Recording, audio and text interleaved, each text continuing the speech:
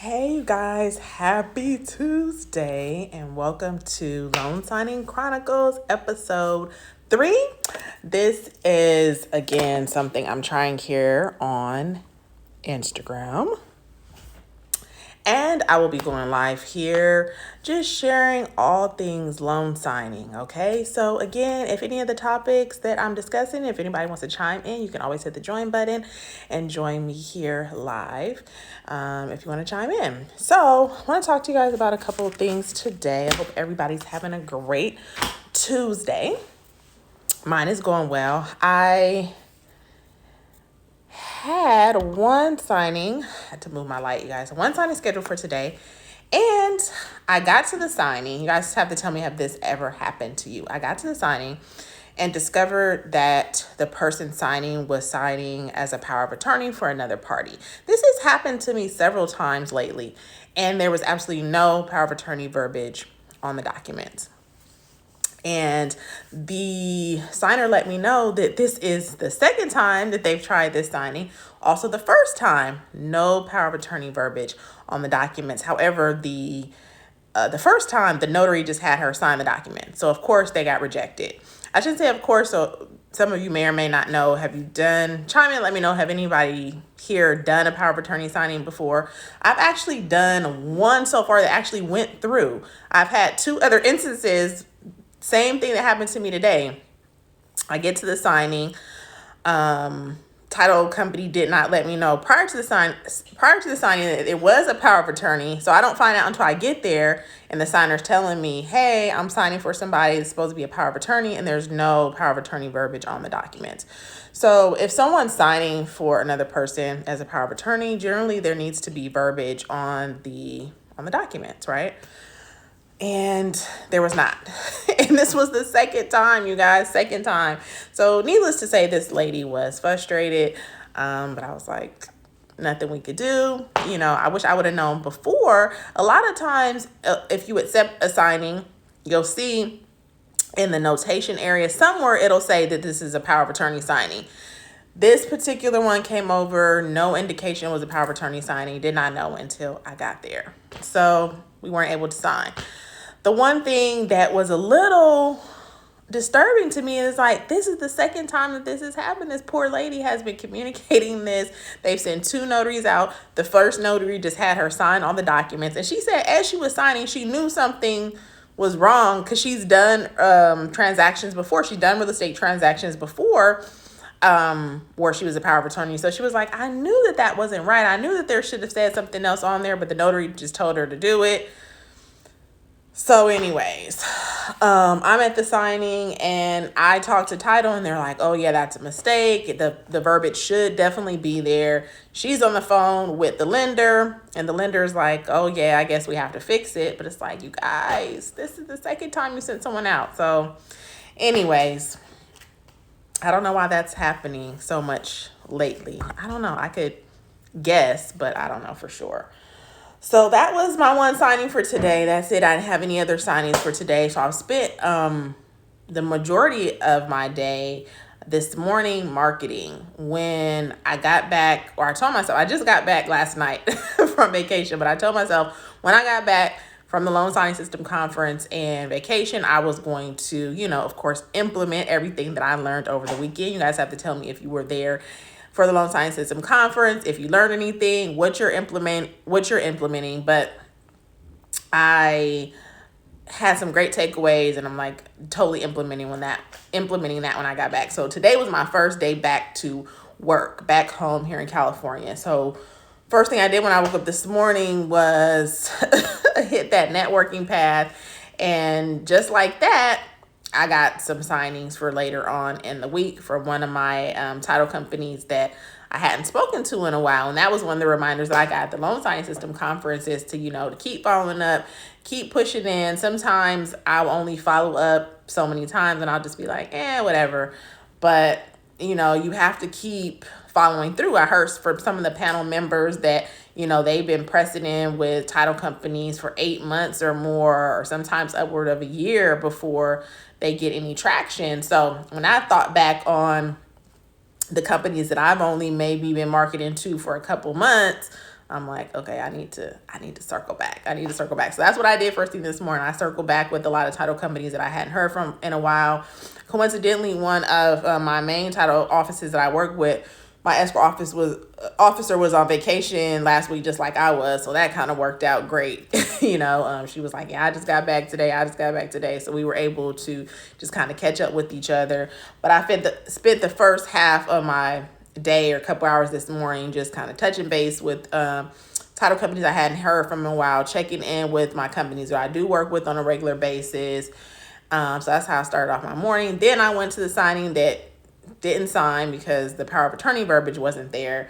And the rest of my day, I am working on content. So here with you guys now. What else did I want to talk to you guys about? Writing things down. I have my little journal. I have so many, not so many, maybe 3, but this is the one I just got from the Loan Signing System Conference with all my notes on what I learned and just some things I want to implement when I get back. And I'm saying that all to say that writing things down is so important. Mark talked about that at the Loan Signing System Conference, and I'm a big believer in it as well. If I don't write things down, they really don't happen. They don't really manifest. So things that I am trying to accomplish or goals, everything I have written down. So you guys make sure to do that if you're not already. It's so important. Oh, yeah. Someone asked, do I still get a fee for today? Yes, absolutely. Anytime I print documents out, if I drive to a location, if I put any work into the signing, that there's a fee. There's a print fee. There's a trip fee. All that good stuff. Definitely. What else do I want to talk to you guys about? So the one other thing I want to talk to you guys about is, I don't know if you all read the NNA articles, but I'm really big on reading not just the NNA articles, but all the articles that come through. I get some from like various signing services, title companies. Really important to read those, you guys, because they have so much good information entwined in them. And I want to share the article if you have not read it already, in the latest NNA email that went out. It really was kind of interesting to me because it was talking about notaries in various areas that you wouldn't think a notary will be needed in. And it just reminded me of a few things. Number one, it reminded me of us as loan signing agents, because before I was a loan signing agent, I really didn't know what a loan signing agent was. And so it's just interesting to see and learn that there's so many different things that you can get into in this business. And they go over 3 different notaries, and they were kind of unlikely positions, or positions that people do not know that notaries are needed in. The first one I actually experienced recently with the loss of my mom is at the funeral home. So the funeral director was also a notary, and I didn't know because this really the first kind of like up close and personal loss I've had, that a lot of the documents that we need to sign as it relates to insurance and stuff like that, they have to be notarized. So the funeral director there was telling me, he got my card actually, because he was like, he's a notary, he has to notarize a lot of stuff, but sometimes he's busy with other things and he might need help. There's tons of documents that come through a funeral home that need to be notarized. I literally never knew that, you guys. You have to let me know if you knew, because I had no idea until, like I said, I went through this personal experience. I'm like, wow, I didn't know that. So the NNA is going over that as well.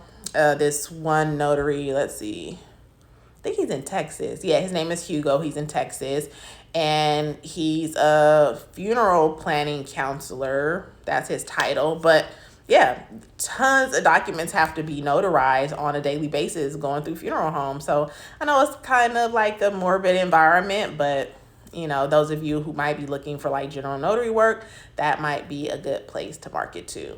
The second one, I think we're all pretty much familiar with, a Postnet center or like a mailbox, etc., or UPS store. This one lady, her name is Gail. She's in New York. She's talking about that she owns one of these postal service businesses, and of course she's a notary as well, and how that's implemented in her business. I think those are pretty common. We all know about. The last one, again, I learned about from personal experience, but they're talking about in this article as well, is hospice patients. My mom was in or had hospice service the last almost 2 weeks before she passed, And in those situations, sometimes you're finalizing trust documents, last wills and testaments, all kind of things that need to be notarized. So this particular social worker who works with hospice patients went ahead and implemented notary services into her business. And again, these are things that we're not really thinking about on an everyday basis. But again, that's another avenue.